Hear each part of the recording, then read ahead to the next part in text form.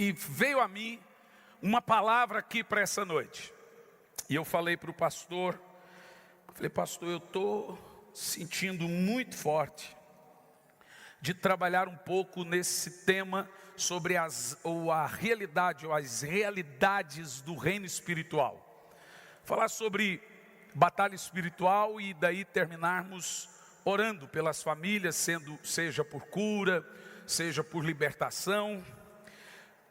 Grande parte das nossas lutas são perdidas por desconhecimento. A única maneira de você derrotar o seu inimigo é conhecendo ele. Sem o total conhecimento da realidade espiritual, você vai perder todas as suas guerras. A Bíblia fala dessa realidade. O apóstolo Paulo, se hoje fosse conhecido como um pregador numa determinada área, eles iam dizer que ele era um pregador de batalha espiritual. Porque era um tema que ele abordava incansavelmente. E eu gostaria de falar sobre esse tema, sobre a questão da realidade espiritual, dos mundos, que a Bíblia chama de mundos espirituais. Você sabe, você é um indivíduo constituído de uma tricotomia. Nós somos espírito, alma e corpo. O espírito é a parte sua que se comunica com o céu. Então ele opera verticalmente. A alma opera horizontalmente. E o corpo, ele reage aos dois, tanto ao espírito quanto à alma. Então você vai analisar comigo que você é muito mais espiritual do que carnal. Você tem espírito e alma, que ambos fazem parte do invisível. E apenas um corpinho que não serve para quase nada. Falando sobre isso, eu quero que você abra sua Bíblia, Ezequiel 28, no versículo 12.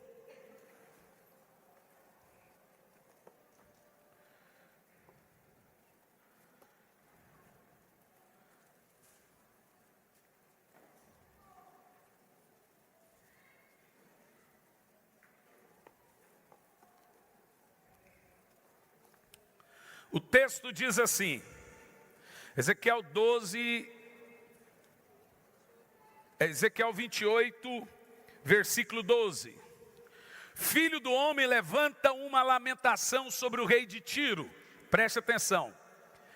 Tiro era uma cidade fortificada da Ásia, uma cidade muito potentosa, poderosa. E o rei de Tiro, tem aí uma discussão, ele se chamava Itiobalus. E ele era um rei muito arrogante, muito orgulhoso. E Deus agora usa esse rei para confrontá-lo. E no meio dessa confrontação ao rei de Tiro, Deus vai usar um indivíduo como exemplo dessa confrontação. Basicamente, nós temos esse padrão também em Isaías, quando Isaías vai confrontar o rei da Babilônia. E Deus usa Lúcifer como exemplo do orgulho do rei da Babilônia. Então, se nós queremos saber sobre a realidade do reino espiritual, ela começa aqui. E diz assim, filho do homem, levanta uma lamentação sobre o rei de Tiro. E dizes, assim diz o Senhor, tu eras o selo da perfeição, cheio de sabedoria e formosura. Pode continuar, vai indo. Estivestes no Éden, agora fica claro que não está falando mais do rei. Estivestes no Éden, jardim de Deus, cobria de toda pedra preciosa, cornália, topázio, ônix, crisólito, berilo, jaspe, safira, carbúnculo, granada, esmeralda e ouro. Atento a um detalhe, Lúcifer era essas pedras, ele não vestia, ele foi feito dessas pedras. Então todas as pedras preciosas que você tem no mundo foram feitas a partir dele. Você quer ver? Em ti se faziam teus tambores e pífaros. Outra coisa que ele tinha, sons no corpo. No dia em que fostes criado, foram para ti isto preparado.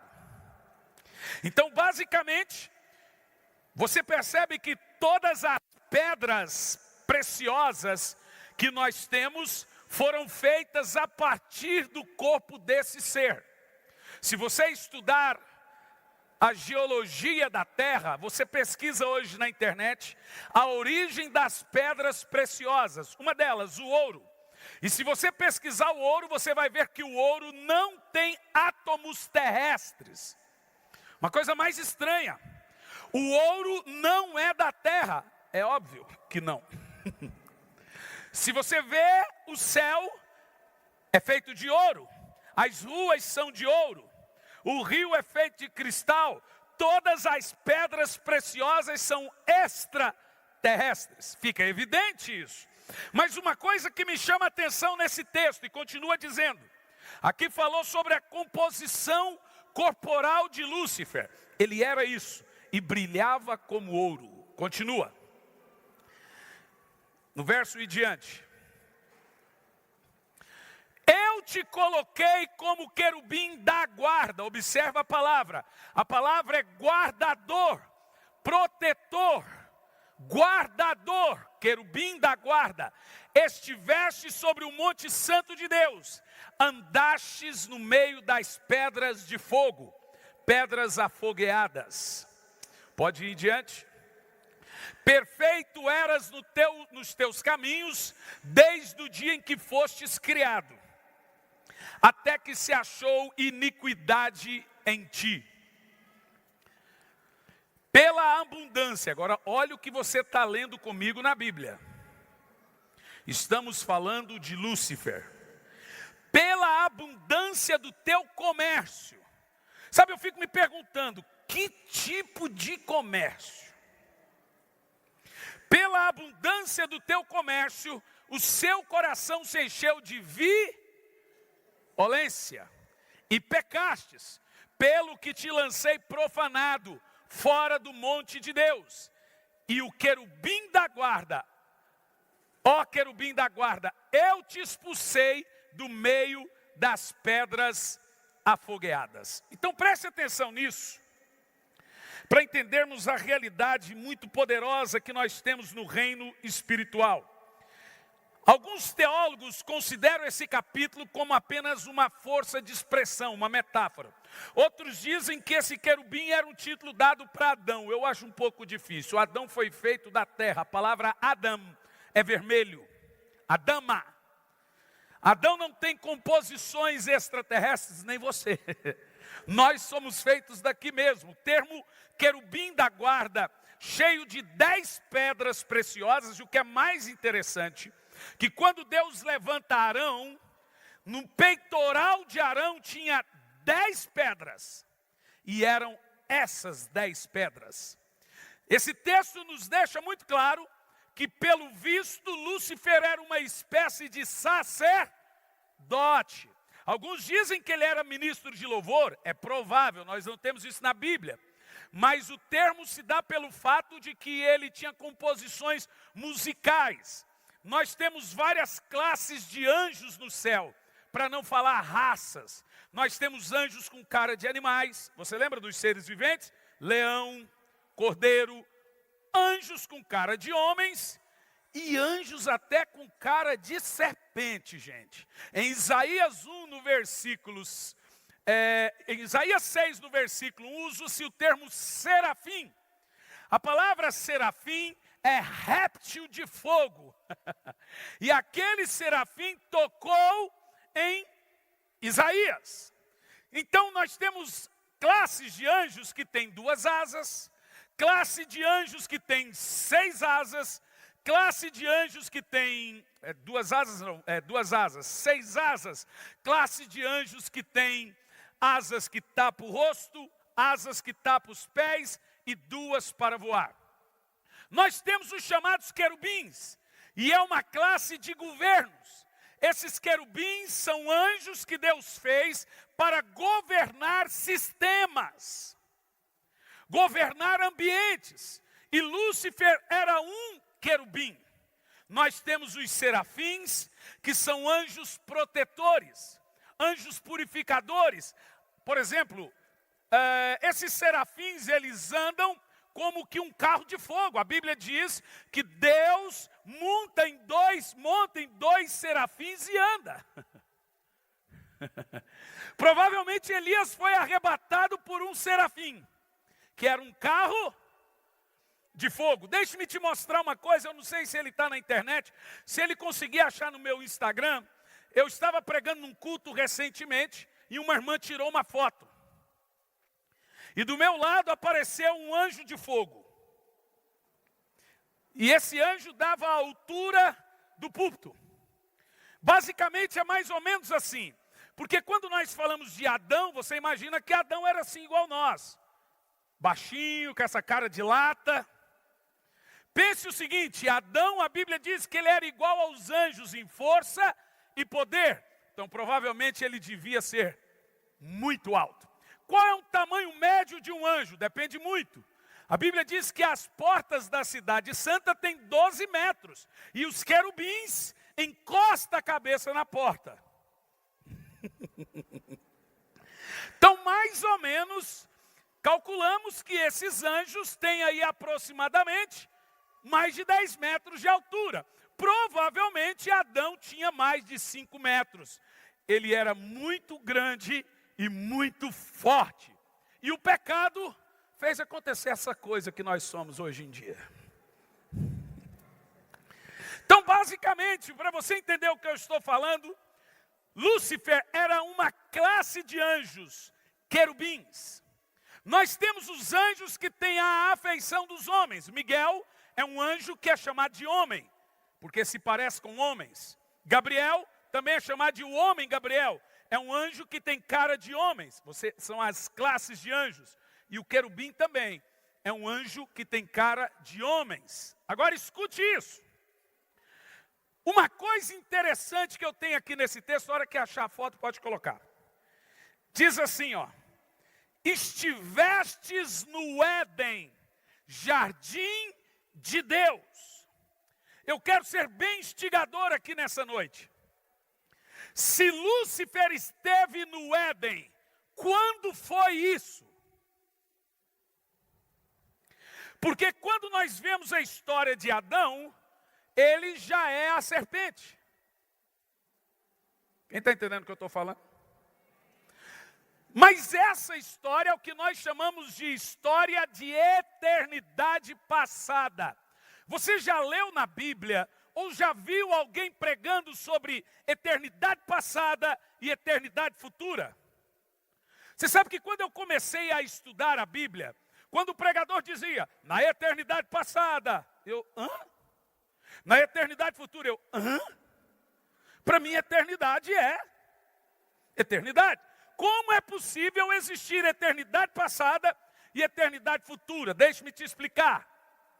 Toda vez que você lê na Bíblia o termo eternidade passada, está falando de uma eternidade não contada. Quando foi que Deus criou os anjos? Quando foi que Deus criou o céu, por exemplo? Olha lá, gente. Tem como pôr nessa do meio também?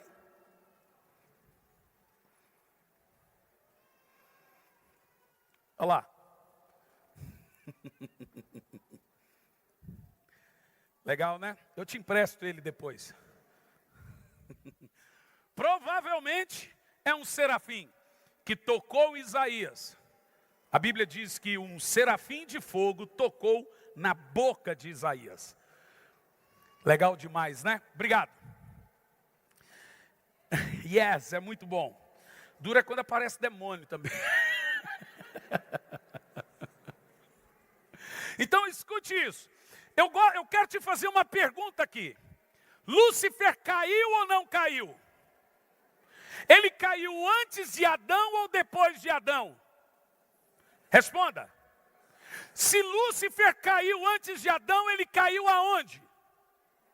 Na terra? Bugou?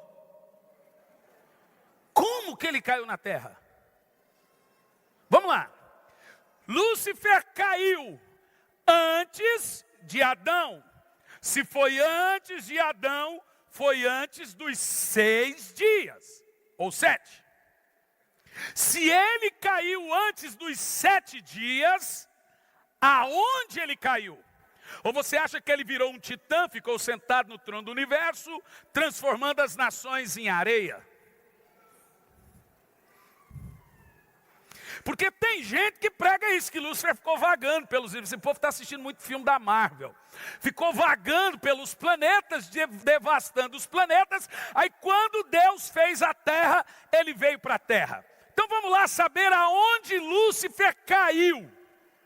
E depois vamos lidar como ele caiu. Porque no texto aqui diz: estivestes no Éden, jardim de Deus. Ezequiel 28, no versículo 13, diz: estivestes no Éden, lugar de delícias, no jardim de Deus. Vamos ver de onde ou aonde ele caiu no texto. Pode continuar o texto a partir do versículo 16. Pela abundância do teu comércio, o teu coração se encheu de violência e pecastes, pelo que te lancei profanado fora do monte de Deus. E o querubim da guarda te expulsou do meio das pedras afogueadas. Pode continuar. Elevou-se o seu coração por causa da tua formosura, corrompestes a tua sabedoria, por causa do seu brilho, o seu resplendor, por terra te lancei. Mas aí aqui ainda temos um português experimental. Pode ser o planeta ou pode ser no chão. Não está na terra, está por terra. Ok. Mas veja agora Isaías no capítulo 14, no versículo 12, para você saber aonde Lúcifer foi jogado. E aí nós temos uma aplicação fantástica sobre a realidade espiritual. E eu quero terminar aqui hoje falando sobre arma de ataque e arma de defesa contra o reino das trevas. Isaías 14, versículo 12. Como caístes do céu, ó estrela da manhã, filha da alva, como fostes lançado por terra, tu que prostrava as nações. O quê? Você leu? Tu que prostrava o quê? Que nações? Que nações que ele prostrava? Isso é antes dele cair, antes de Adão e Eva, antes dos 7 dias, no que nós chamamos de eternidade passada. Porque a única eternidade contada na Bíblia é a futura. A passada é será que é? Vamos, continua o texto. Ali ainda temos por terra, mas agora vai mudar. E tu dizias no teu coração: eu subirei acima das estrelas de Deus, exaltarei o meu trono, e no monte da congregação me assentarei nas extremidades do norte. Quer dizer que ele está abaixo. Subirei acima das mais altas nuvens e serei semelhante ao Altíssimo. Agora olha o texto. Contudo, levado serás ao Sheol, ao mais profundo do abismo. Dá uma pausa aí. Eu mandei para eles ali uma definição da palavra abismo. Primeiro, o texto sugere que ele foi jogado no lugar. A palavra inferno em hebraico é Sheol, e inferno em grego é Hades. Sheol é um lugar que Deus fez para o diabo e seus anjos. E aonde é esse Sheol? No abismo. E o que é esse abismo? Veja comigo Gênesis capítulo 1, no versículo 1 e diante. Depois eu volto nesse texto. No princípio criou Deus os céus e a terra. Verso 2.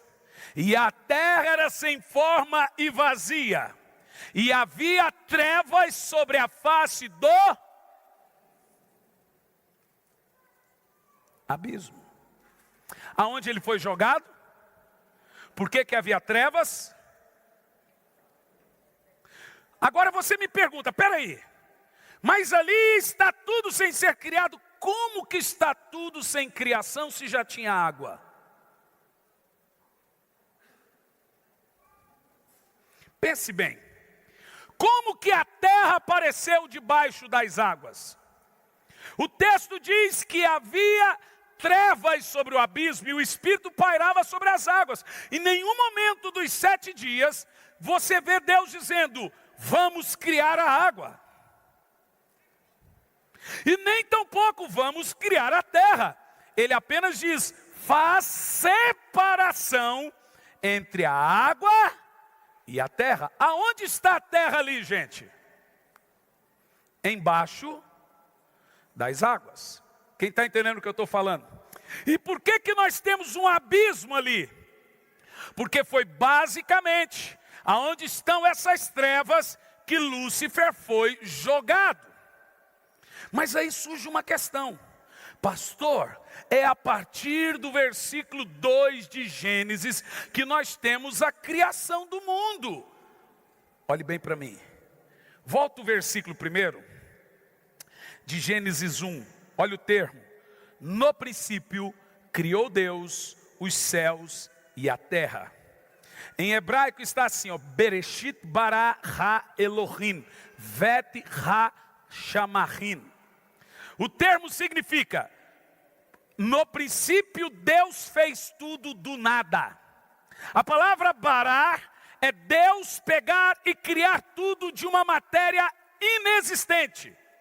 A partir do versículo 2 você não tem mais a palavra bara, você já tem a palavra haja, que significa criar do que existe. No versículo 1, é quando Deus criou o universo, é quando Deus fez os anjos, é quando Deus fez tudo perfeito em sua beleza, inclusive a terra. Mas no versículo 2 parece que alguma coisa está destoando, porque no versículo 2 diz, a terra era sem forma e vazia. Como que isso é possível? Eu pus ali a tradução, põe para mim, acha para mim o termo. Eu gosto que você olhe isso para mim, porque tem como aumentar, pôr nessa tela do meio? Também?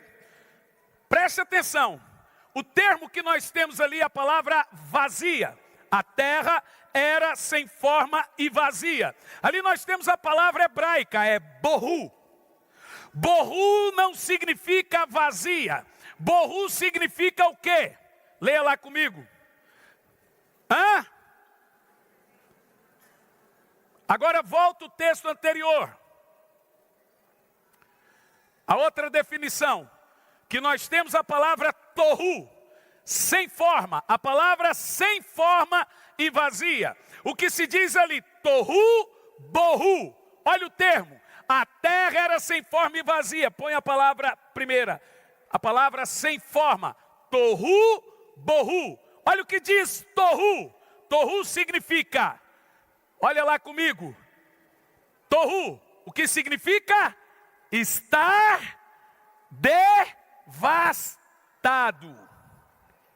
Então, na realidade, o que você está vendo aqui comigo é que a terra se tornou devastada e vazia. E o que fez a terra se tornar devastada e vazia? Uma guerra. Em Gênesis capítulo 1, Deus cria tudo muito perfeito. E Ele coloca nessa terra que Ele chama de Éden mineral, como você leu comigo em Ezequiel 28. Estivestes no Éden, no jardim de Deus, anjos. E o líder desses anjos era um governo, chamado Lúcifer, ou Eiliel, é o seu nome de anjo. Quando você pega os indexes da Torá, lá está o nome dele. Na Bíblia apenas sugere o título da sua função. Esse querubim da guarda era o responsável por esse mundo de adoração que tínhamos na eternidade passada. E essa terra foi habitada por anjos. Por isso que você leu no texto que esses anjos que estavam aqui, eles eram perfeitos. Havia um lugar de adoração. É um Éden antes de Adão e Eva, como lemos em Ezequiel 28. Estivestes no Éden, você era o guardião das pedras preciosas.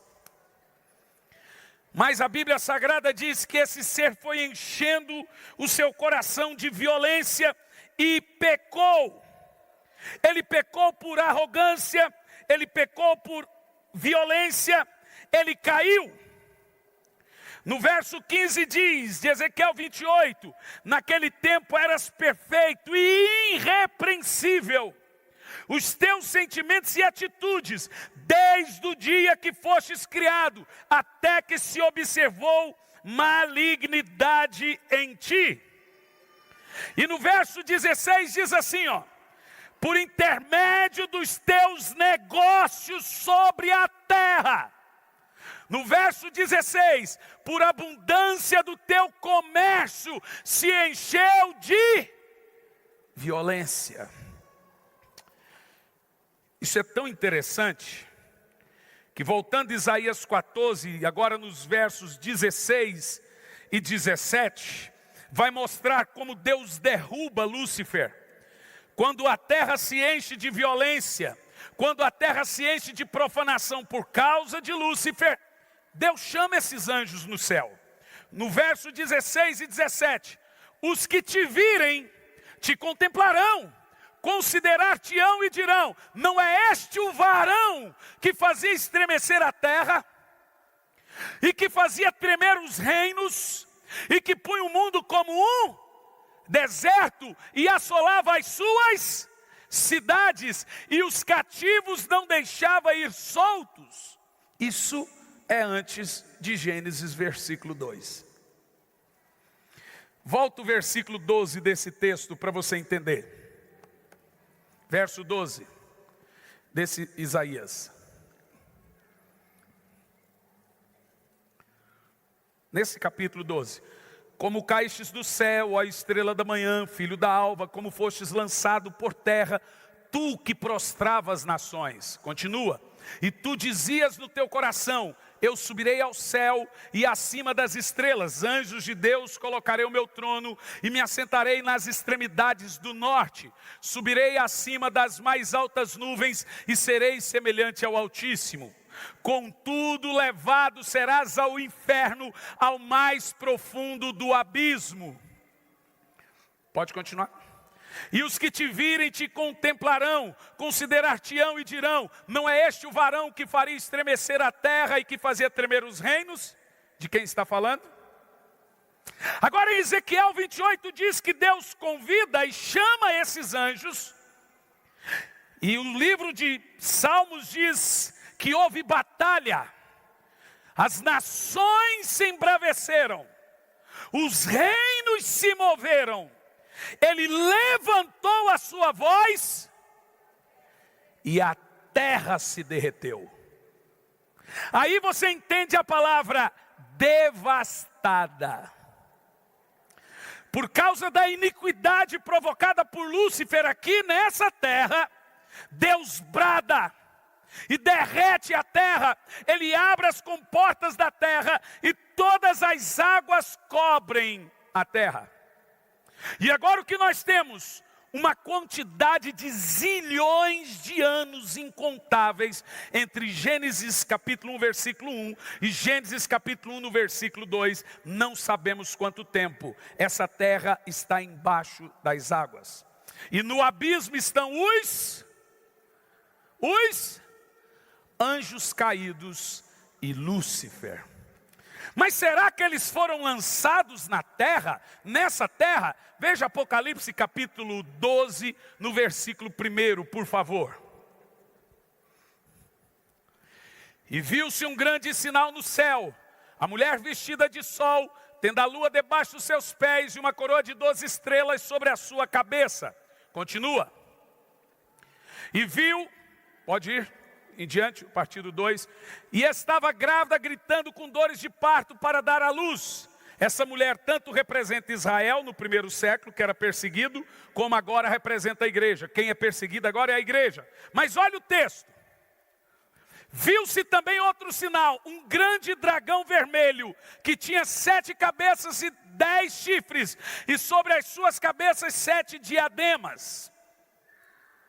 E a sua cauda levou após si a terça parte das estrelas do céu. E o dragão, a terça parte das estrelas do céu, e lançou-as sobre agora não é lançou-as sobre a terra, e o dragão parou diante da mulher que estava prestes para dar à luz. Satanás foi jogado na terra. Isaías diz que ele foi jogado no abismo. A Bíblia diz que Deus fez o inferno por causa deles.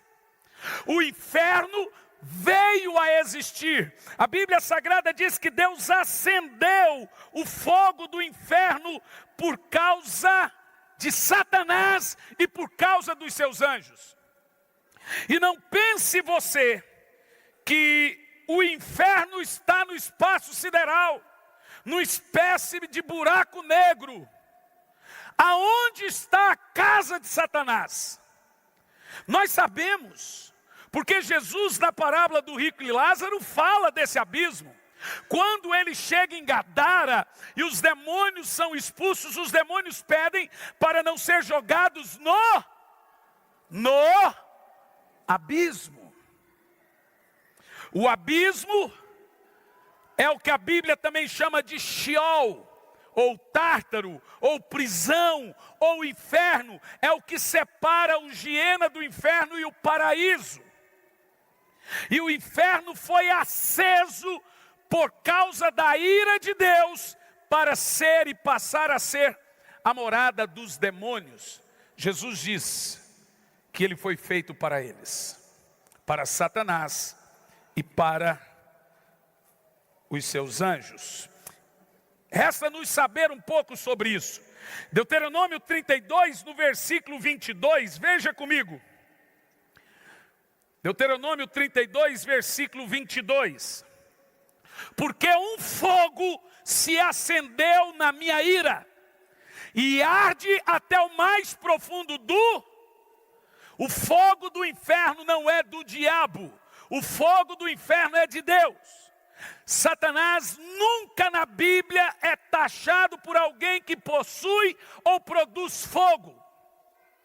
O fogo que arde no Sheol é o mesmo fogo do céu. Deus é chamado tanto de fogo purificador como de fogo consumidor. O fogo que batizou os apóstolos matou Ananias e Safira. O fogo que não se consumia na tenda de Moisés matou os 2 filhos de Arão. Paulo diz que o fogo prova-nos, e esse fogo queima madeira, feno e palha. O mesmo fogo purifica ouro, prata e pérolas. Então o fogo que arde no inferno é o fogo santo de Deus. A Bíblia diz que Deus fez o fogo descer do céu até o inferno. E olha o que diz: ao profundo do Sheol. E esse fogo no inferno devora a terra com seu fruto e abrasa os fundamentos dos montes. Falando dos vulcões. Está muito claro para nós que o fogo que emerge dos vulcões vem do Sheol. Você está lendo comigo isso, não? Leia você esse texto em voz alta, por favor.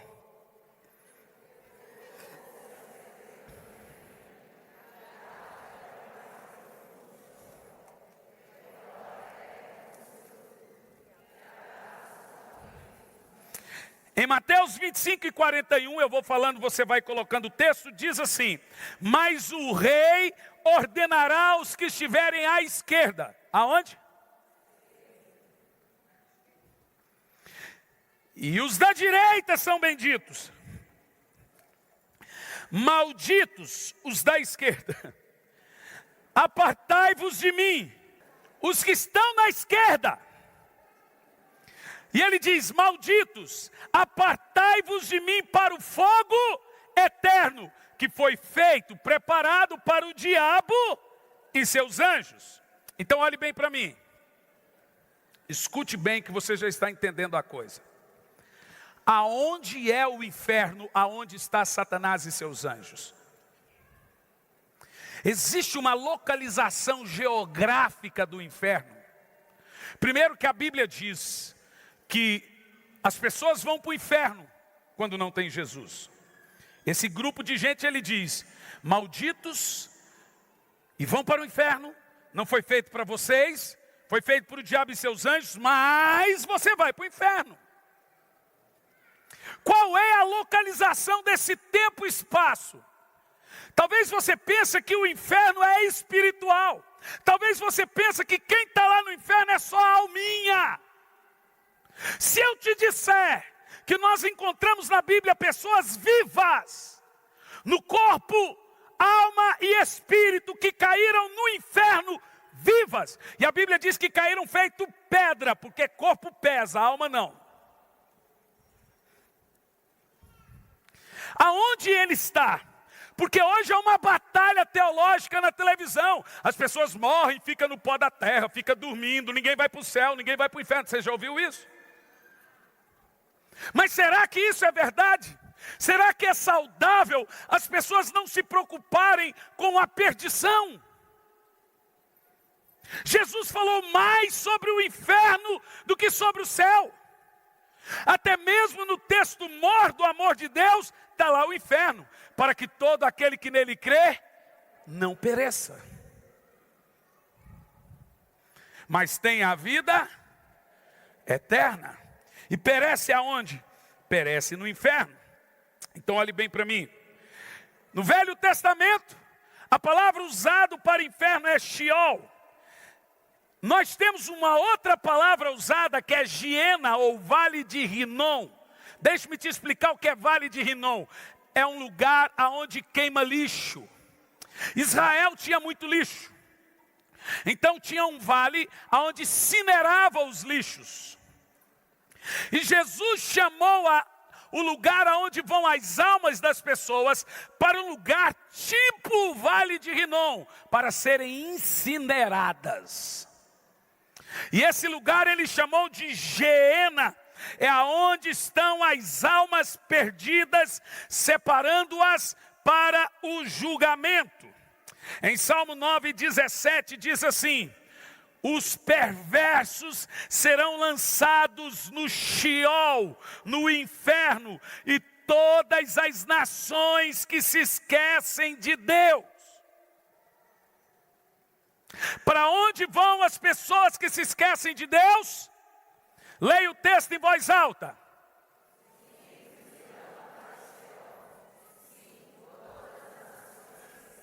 Aqui está falando de desviado, viu? Só esquece de Deus quem conhece Deus. Para onde vão essas pessoas? O Sheol. Aonde está Satanás? Para onde vão os que se esquecem de Deus? Para a casa do capeta. É mesmo. Em Apocalipse 1:18, Jesus diz assim: sou eu aquele que tenho a chave da morte e do inferno. Então veja bem, não é o diabo que leva você para o inferno.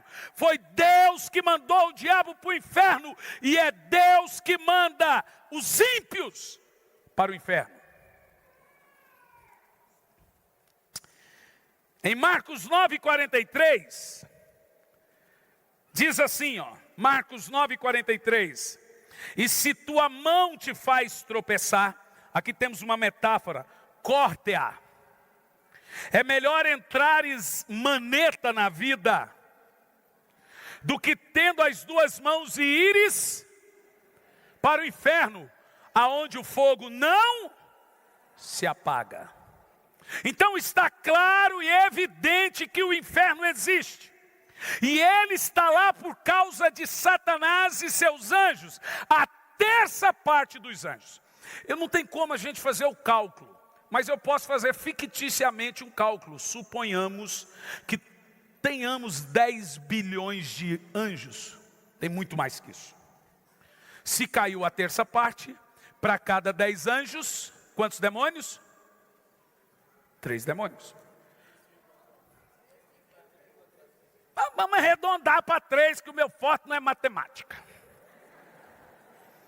Vamos, ou arredonda para 3 ou para 4. Pense o seguinte: para cada habitante da terra, nós temos 8 bilhões de habitantes, quase isso. Para cada habitante da terra, nós temos pelo menos 1 milhão de demônios. No mínimo. Meu Deus, pastor, que perigo. É verdade. Essa é a parte ruim. Mas a parte boa é que para cada demônio existente, tem 7 anjos.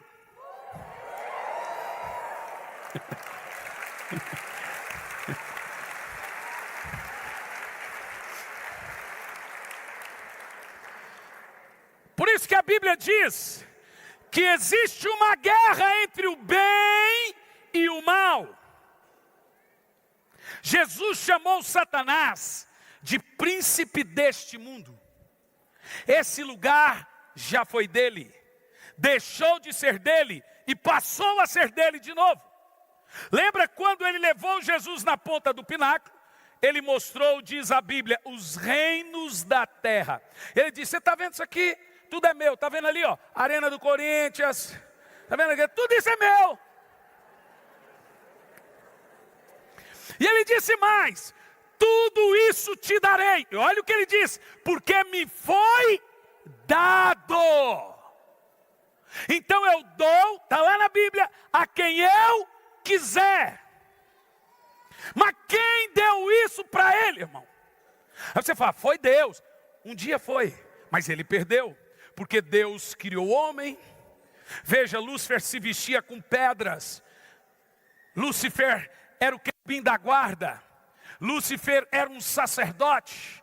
Lúcifer dominava as nações, como nós lemos em Isaías. Agora Deus vem depois de zilhões de anos e fala: vou fazer o homem. Ele não vai se vestir de pedras, ele vai se vestir com a minha glória.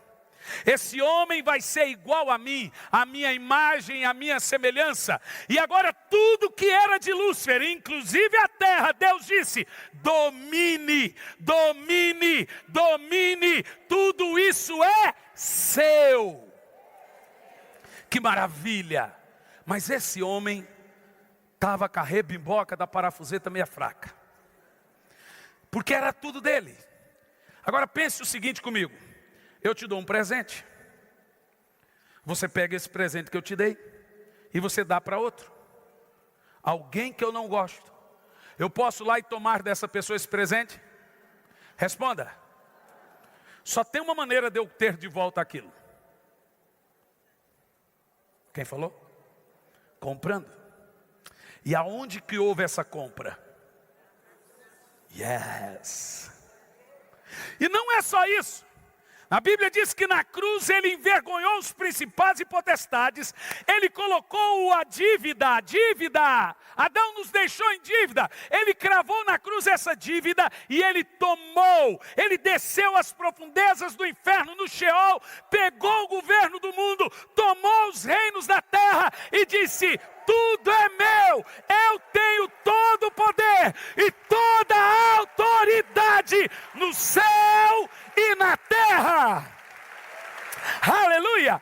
Em Filipenses, no capítulo 2, no versículo 6, a Bíblia diz que ao nome de Jesus se dobre todos os joelhos dos que estão no céu, dos que estão na terra, dos que estão no Sheol, e toda língua confesse no céu, na terra, no Sheol, que Jesus Cristo é o Senhor. Olhe bem, calma.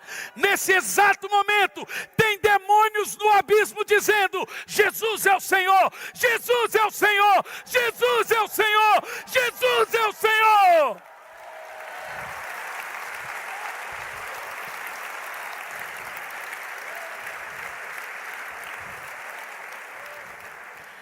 Mas pastor, onde que é o inferno?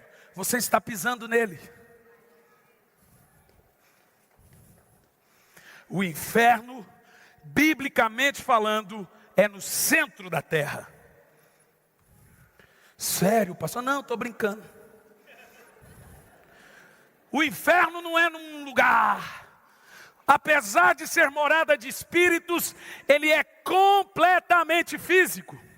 Quando a Bíblia diz que o mundo jaz no maligno, a palavra está plantado em cima do maligno. Vamos ver isso.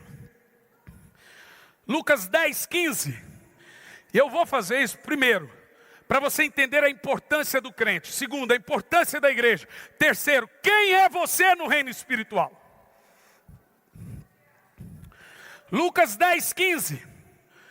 Tu, Cafarnaum, porventura serás elevado até o céu, até o Hades. Agora estamos no Novo Testamento, é grego. Hades é inferno. Até o Hades descerá. Agora escute o que você vai se surpreender. Antes da morte de Jesus, todos que morriam, sejam ímpios ou não, iam para o Sheol. Abraão foi para o Sheol. E às vezes você fala assim, por que Satanás contendeu com Miguel pelo corpo de Moisés? Ali nós temos uma briga jurídica. Porque você vê na transfiguração Moisés e Elias voltando, deixando claro que Moisés e Elias estão no céu. Se eles estão no céu, como pode se eles estão vivos? E como Moisés pode estar vivo se ele morreu? A Bíblia Sagrada diz que a morte reinou até Moisés. Fica evidente que Deus de alguma forma ressuscitou Moisés. Porque os mortos não voltam. E na transfiguração, nós temos Moisés, Elias e Jesus. Não é uma visão, eles vieram. Isso está muito claro para mim. Nós não temos só lá no céu esses dois, nós temos também Enoque. Homens, a Bíblia diz que carne e sangue não entra no céu. Mas nós temos Enoque, nós temos Elias, nós temos Moisés. Então a briga de Satanás pelo corpo de Moisés é uma briga jurídica. Ele tem direito às almas. Tinha. Ah, que vontade de falar agora, mas eu tenho que construir. Porque a Bíblia Sagrada diz que no Velho Testamento a configuração do inferno era um. No Novo Testamento, a configuração do inferno é outro. No Velho Testamento, eu acho que você deve ter aí uma foto feia que eu construí, dos 3 céus embaixo. É uma casinha que tem aí. Se você colocar para mim. A configuração do inferno antes da morte de Cristo está registrada em Lucas 16. Jesus fala do rico e do Lázaro. O rico morreu e foi para o inferno. Põe na tela do meio também. O Lázaro morreu e foi para o paraíso. A palavra paraíso está ali, ó. Lucas 16 e 22. Aqui nós temos bem detalhado. Primeiro céu, segundo céu, terceiro céu. Embaixo do primeiro céu, que é o céu dos homens, nós temos o lugar de tormento, Lucas 16, 23. O grande abismo, na ponta do abismo Tártaro, Pedro fala que é onde estão presos alguns demônios, outros soltos. Satanás foi lançado no abismo. Você lembra que Jesus conta que o rico diz que do Giena ele contemplou a Lázaro no paraíso.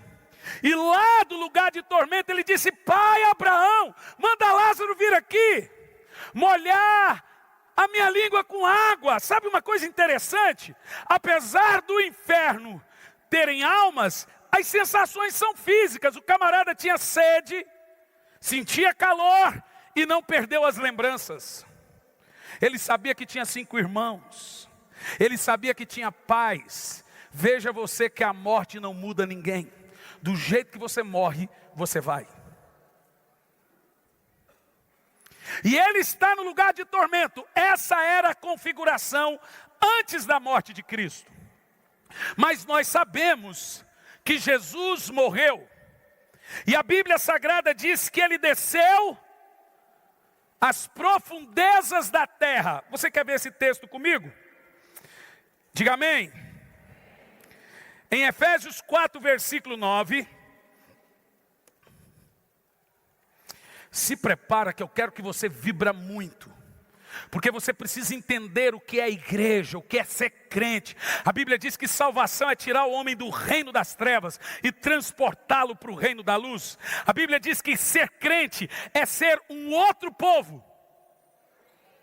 Você não é judeu, você não é do mundo, mas você é a igreja. É uma nova raça. A Bíblia diz raça diferente, raça eleita. É um outro tipo de gente. Você não é do mundo, mas você ainda não é do céu. Você é raça. É igreja. Olhe bem. Ora, isto, ele subiu, que é senão aquele que também desceu às partes baixas da terra. O inferno é físico. O céu é espiritual, mas o inferno é físico. E tem mais. 1 de Pedro 3, versículo 19. Aquele que... 1 de Pedro 3 e 19.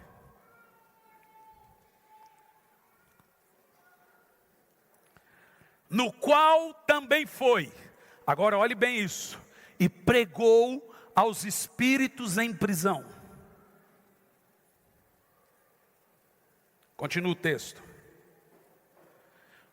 Os quais, noutro tempo, foram rebeldes, quando a longanimidade de Deus esperava, nos dias de Noé, enquanto se preparava a arca, na qual poucas, isto é, 8 almas se salvaram. Presta atenção.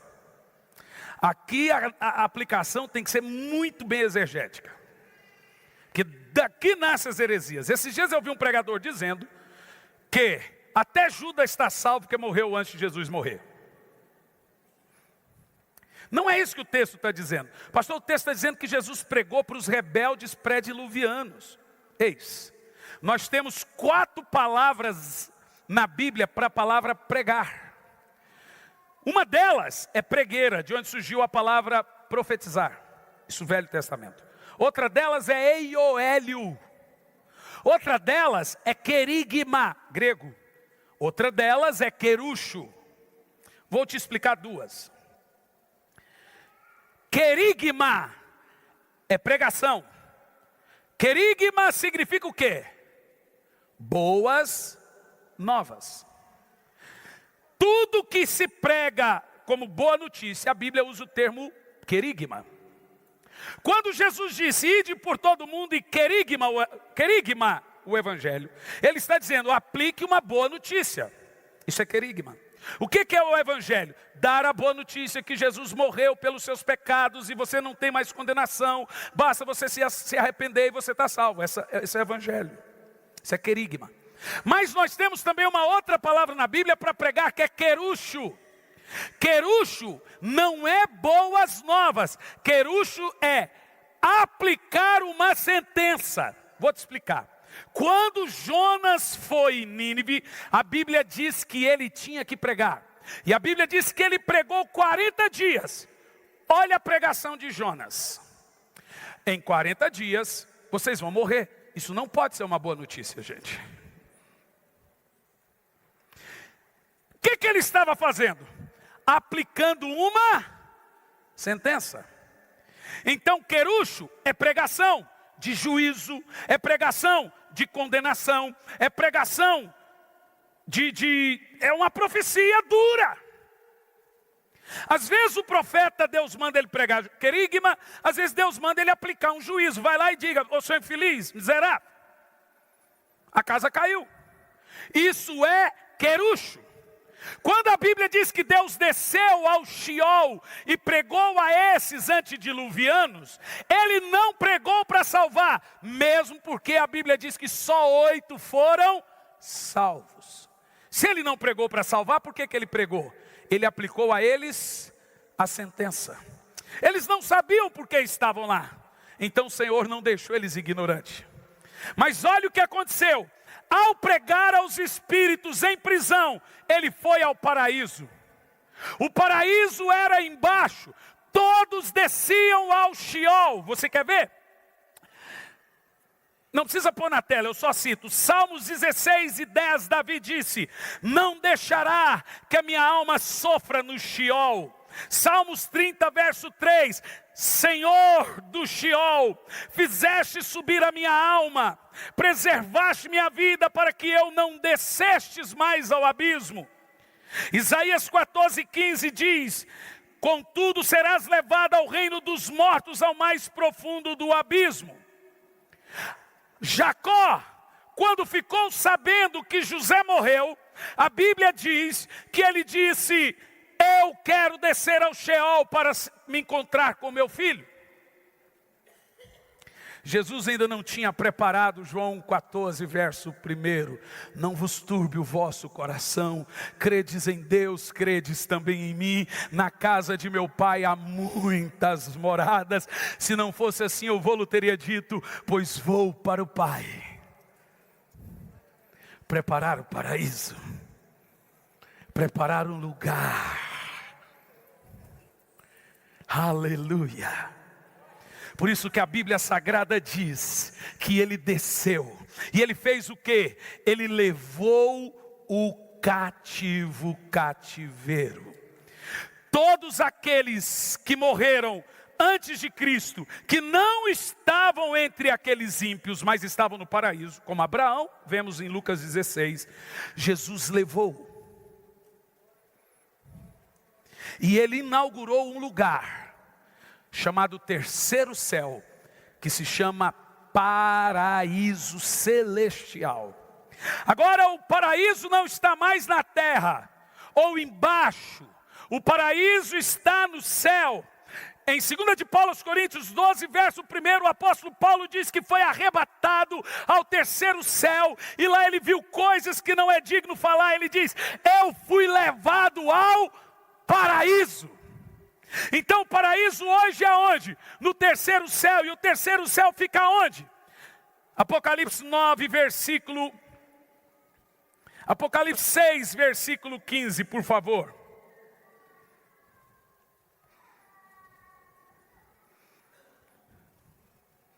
E os reis da terra, e os grandes, e os chefes militares, os ricos e os poderosos, e todo escravo e livre, se esconderam nas cavernas e nas rochas das montanhas. Põe Apocalipse capítulo 9, versículo 1.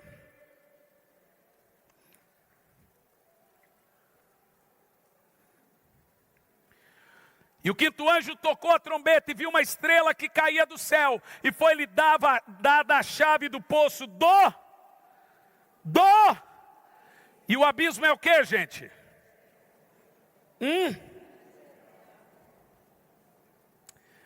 Uma coisa interessante que eu encontrei aqui na terra é que a igreja divide o espaço com o inferno. Deus não levantou uma igreja frouxa. Deus só levantou a igreja aqui com uma missão: eu te coloco como ovelhas no meio de lobos. Na época que Jesus disse: levantarei a minha igreja, tinha muitas igrejas e muitos templos, tinha muitos reinos. Jesus agora separa um povo escolhido, e ele põe e chama esse povo de luz do mundo, sal da terra. E por que você tem o título de luz do mundo e sal da terra? Porque o mundo é dominado pelo príncipe desse mundo. Jesus disse: o príncipe desse mundo é chegado, só não tem poder sobre mim. Paulo chama ele de Deus desse século, que cega o entendimento dos homens, para que não veja a glória de Cristo. Você sabe o que é uma guerra espiritual? É converter um homem das trevas para a luz. Você sabe por que você se converteu? Para ser um soldado nessa guerra, para ser um guerreiro nessa guerra, nesse lugar cheio de trevas, nesse mundo tenebroso. Paulo chama esse mundo de tenebroso, ele chama esse mundo de lugar de guerra.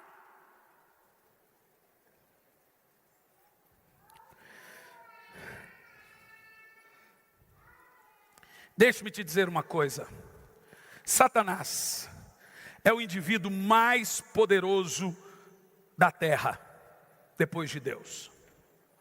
Ele é mais poderoso do que a ONU.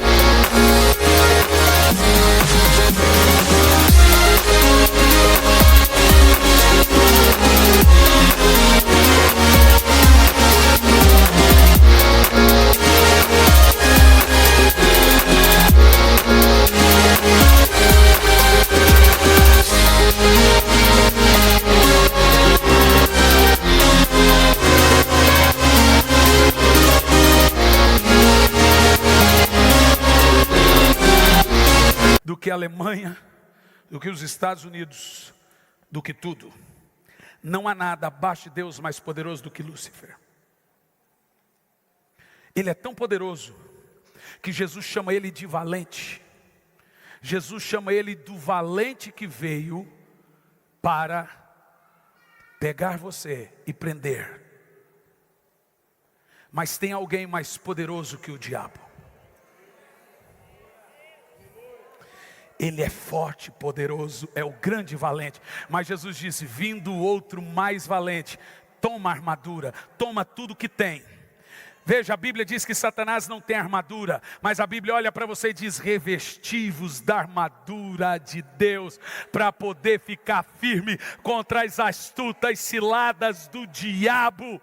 Sabe, Satanás é poderoso, Satanás é tudo isso, mas Jesus diz: eu vos dou poder e autoridade para pisar serpentes e escorpiões e sobre todo o poder do mal, e nada nos fará dano algum. Deixe-me te dizer, primeira coisa, não podemos desprezar o diabo.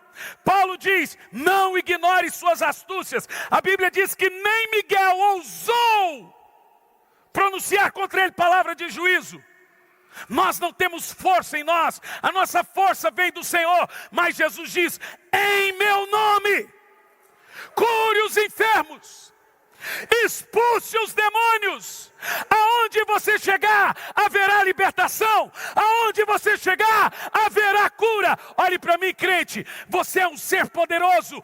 Pedro andava e a sombra dele curava as pessoas. Eu estou aqui para dizer que você é alguém sobrenatural. Há poder de Deus na sua mão, há poder de Deus na sua casa. Você tem poder, e o seu poder se limita em desfazer as obras de Satanás nesse mundo. A igreja está aqui para expandir a luz. A igreja está aqui para expandir esse reino, o reino de Cristo. E eu concluo.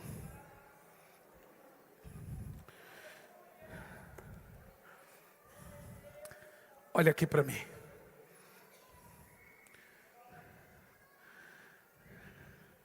Como você se torna um soldado nesse exército?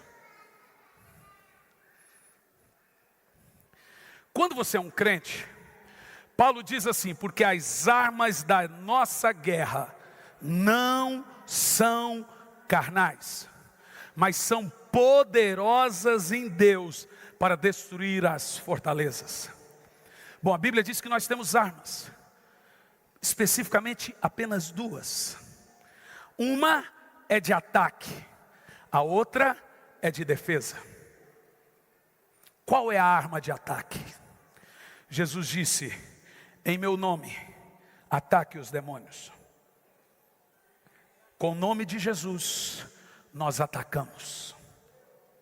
O nome de Jesus é arma de ataque. E a Bíblia diz, qual é a arma de defesa? Quando Satanás vem contra você, em Apocalipse diz que nós o vencemos pelo sangue. A Bíblia diz que quando o anjo da morte desceu no Egito, as casas que tinham sangue eram protegidas. Então olhe bem para mim, com o nome você ataca, com o sangue você se defende. Com o nome você ataca, com o sangue você se defende. Eu não durmo sem usar essas duas armas. Uma vez eu tive uma visão. E nessa visão estava cheio de demônios. E toda vez que eu pronunciava o nome, eles davam 3 passos para trás. Mas eles voltavam. A Bíblia diz que Satanás foi embora depois de ter tentado Jesus e diz: por um tempo, breve tempo. Você precisa entender usar essas armas. Eles recuam, mas voltam. E quando ele te ataca, quando você sai de casa, tem uma batalha, começa a clamar o nome. Porque deixe-me te dizer, o nome de Jesus não serve para o diabo, o nome de Jesus serve para Deus. O Senhor me deu a revelação do nome do sangue. O sangue é uma chave de ordem para anjos. Quando você fala, há poder no sangue, ou em nome de Jesus, a Bíblia diz que aos seus anjos, Ele dá ordem ao nosso respeito. Pronunciar o sangue, ou clamar pelo nome, faz os anjos de Deus guerrearem ao seu favor.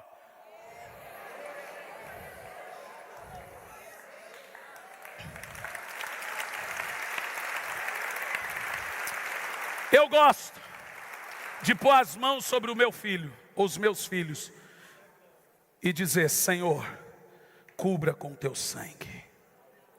Eu gosto de sair de casa e falar: Senhor, cubra com teu sangue.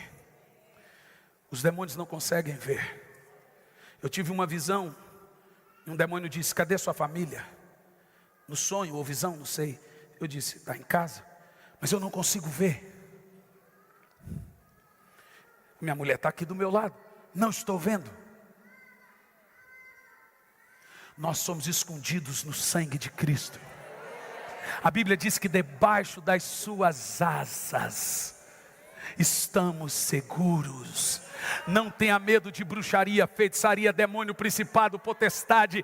A Bíblia diz que eles são vencidos. A Bíblia diz que Ele despojou e cravou lá na cruz a cabeça da serpente no seu calcanhar e venceu as trevas. E Ele veio a você e diz: eu te dou esse poder, eu te devolvo o reino do mundo.